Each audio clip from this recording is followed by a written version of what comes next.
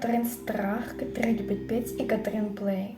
И сегодня 4-й день страшных историй. И мы начинаем. Эту я историю назвала «Стук в окно».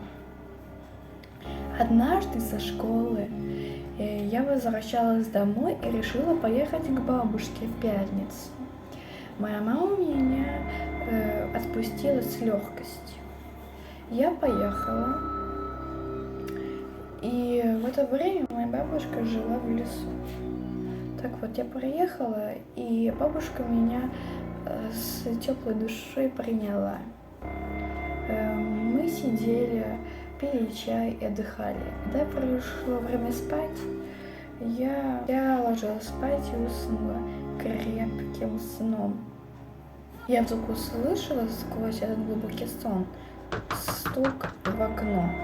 Я проснулась, подошла к окну, а там уже никого не было. Я решила, что мне показалось, и легла спать снова. Через некоторое время я снова услышала этот стук в окно. И уже поняла, что мне не кажется вообще. И я уже подхожу снова к окну. Смотрю, опять никого.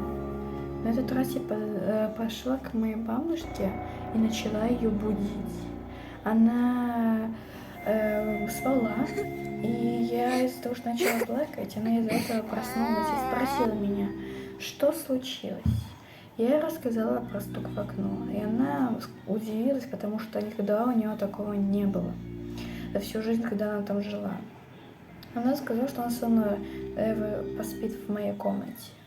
Мы пошли, мы спим, и вдруг я слышу опять этот стук в окно. Я дернула бабулю, она проснулась и слышала снова тоже этот стук в окно. Она начала не поняла, что это.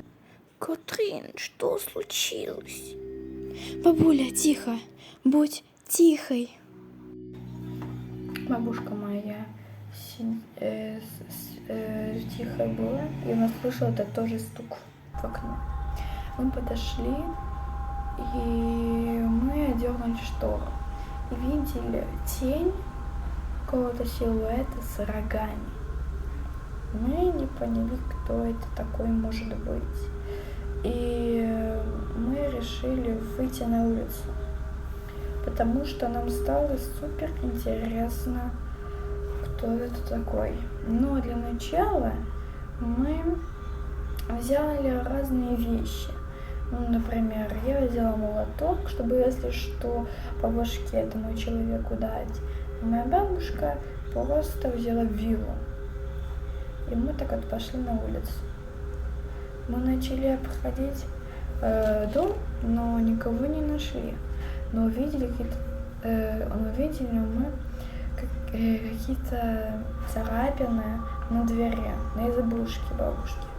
Потому что она построила дом из дерева, деревянный дом. И когда потом мы были, опять вернулись домой, мы снова услышали стук в окно и моментально побежали на улицу. Мы увидели тень вдалеке с рогами. Мы начали подходить все ближе, ближе и ближе. И потом испугались. Какое-то шестое чувство нам подсказывало, что лучше туда не идти. Мы вернулись обратно, и снова стук начался. Это существо будто узнал, что мы не спим, и начало все сильнее стучать, все громче, громче, громче. Мы уже не смогли сдержаться и снова вышли со всем этим, и все-таки решили туда пойти, проверить, что это такое стучит к нам в окно. Мы смотрим, а это будет дьявол какой-то, с рогами, что ли, я не понимаю. И мы сильно испугались, что это что-то. И оно вдруг нас увидело и за нами побежало. Мы с бабушкой побежали в избушку ее, и она говорит, что такого за всю жизнь никогда не было. Мы быстренько собрали все вещи и сделали баррикаду. Мы дверь эту вот подперли всем, что возможно.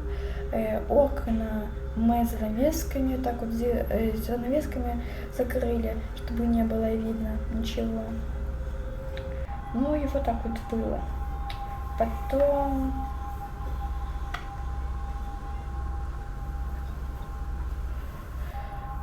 мы дождались утра. Утром ничего не было, и мы быстренько взяли все и побежали. И с тех пор мы там больше не жили. Мы продали этот домик. И следующие хозяева, они пропали без вести. А до этого они рассказывали про какое-то горнатое чудовище, что такое, или дьявола какого-то. Все считали их из-за этого какими-то сумасшедшими. Но мы же знали, что на самом деле было. Если бы мы сказали, то нас бы тоже посчитали за сумасшедших. И вот что было у нас тогда. И теперь этот дом стоит до сих пор заброшен. И ходят слухи, что все, кто туда проходил хотя бы на одну ночь, пропадали без вести. И их было невозможно больше найти. Кому понравилась эта история, поставьте лайк, подпишитесь на канал. И всем спасибо за просмотр. Ребята, и тоже хотела сказать, будет проходить квест в моем инстаграме и в телеграме под названием «Побег». Вы будете проходить квест на телеграме и инстаграме 31 октября, поэтому не пропустите. Ссылка в описании на инстаграм и телеграм. Ну всем спасибо за просмотр. Подпишитесь на канал, чтобы не пропустить ни одной истории. Ну и все, до новых встреч. Пока.